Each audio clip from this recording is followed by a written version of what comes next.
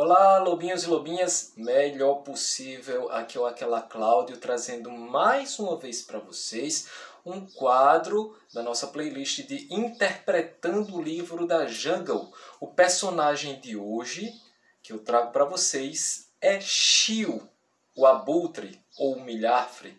Mas antes eu gostaria de pedir a vocês que se inscrevessem no nosso canal, ativassem o sininho de notificações para você receber todos os nossos vídeos, todo o nosso material, e deixar seu comentário, sua sugestão. Tudo isso é muito importante para o nosso trabalho, é muito importante para nós.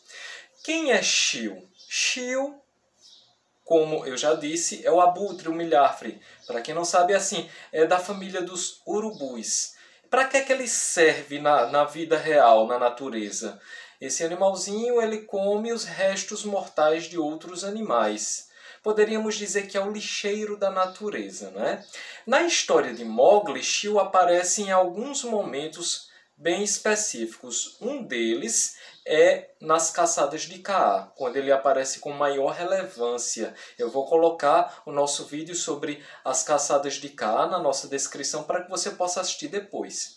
Lá ele vai servir como aquele que vai dizer o local exato para onde os Bandarlogs estavam levando Mowgli. Ele vai avisar.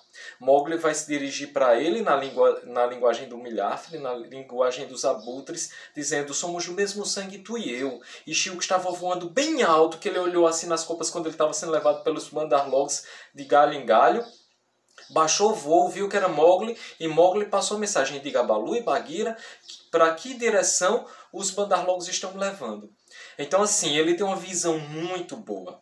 Mas Shio também representa um personagem um tanto quanto fúnebre na história de Mowgli.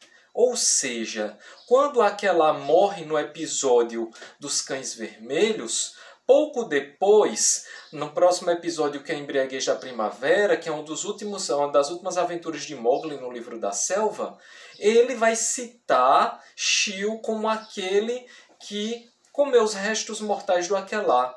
Mowgli sente que não deve passar por aquilo caso ele morra, quando ele estava muito triste na Embriaguez da Primavera, e ele tem uma preocupação de querer morrer na Pedra do Conselho para que Bagheera ficasse vigiando seus restos mortais até que Shio não tivesse mais interesse de comer, como poderíamos dizer, a carniça, os restos mortais dele, para que não ocorresse o mesmo que ocorreu com Aquelá. Isso o autor, ao mesmo tempo, vai deixar claro uma distinção no que diz respeito a quem era Mowgli. Ele, embora fosse um homem vivendo entre lobos, um homem vivendo entre os animais, ele também trazia consigo algumas preocupações que os homens traziam. Ele não queria que os seus restos mortais fossem tratados da mesma forma que o dos animais, que era normal o animal morrer e os abutres comerem. Isso é o natural, é o normal na natureza, certo?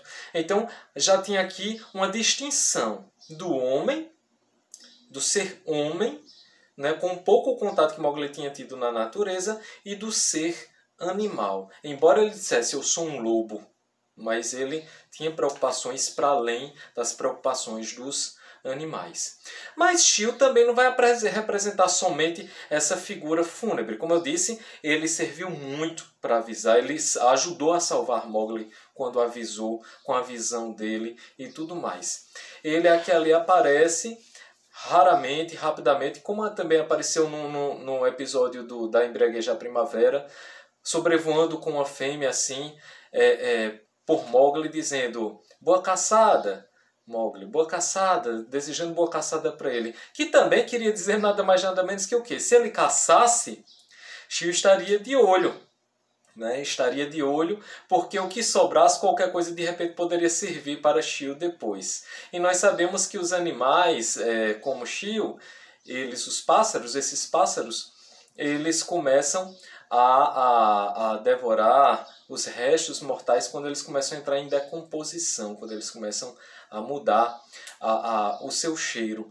E tanto é que isso é colocado também na história da Embriaguez da Primavera, que aquela tinha dito certa vez a Mowgli antes de morrer que quando eles morrem as nossas entranhas mudam, como se nosso corpo fosse mudando. Com isso, o autor Rudyard Kipling ele começa a dizer que um dia, deixando aquela mensagem, um dia nós vamos morrer. Um dia, tudo isso que nós temos de corpo, que podemos tocar a nossa vida, ela se vai. E nesse sentido, havia uma preocupação e uma distinção nesse sentido, de você chegar e ver que Mowgli ele já estava mudando, estava crescendo, estava começando a ter preocupações praticamente humanas. Tanto é que depois ele voltou para a aldeia dos homens. Então, esse foi o personagem Shio, né, que algumas alcateias adotam ele como um dos velhos lobos, né, um dos animais, as nomenclaturas que utilizamos. Eu gostaria de saber de você se na sua alcateia você já teve algum chefe, algum velho lobo que vocês denominavam de Shio. Quando era lobinho eu tive. Né? E depois nós tivemos esse personagem em outras alcateias que participamos como chefes também. Deixa aí no seu comentário quem era o chefe que representava esse personagem. Somos do mesmo sangue tu e eu, melhor possível.